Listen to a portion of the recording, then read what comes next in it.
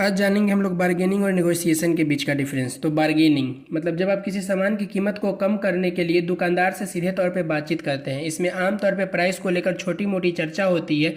ये एक इनफॉर्मल और शॉर्ट टर्म प्रोसेस होता है।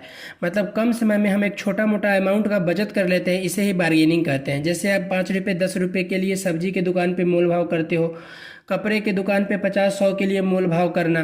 तो इस तरह के मोल भाव को बार्गेनिंग कहा जाता है। अब देखते हैं नेगोशिएशन को। ये एक ऐसा डील है जो स्ट्रेटजी और एग्रीमेंट के साथ होता है। इसमें दो या दो से ज़्यादा पक्ष अपने अपने इंटरेस्ट को देखते हैं, अपने अपने टर्म्स और कंडीशंस पे चर्चा करने के बाद आपसी सहमति से एक म्यूचुअल एग्रीमेंट तक पहुंचने के लिए बात करते हैं। दोनों पार्टी एक दूसरे की स्थिति को समझते हुए कॉम्प्रोमाइज़ करते हैं, तो इसे नेगोशिएशन कहा जाता है।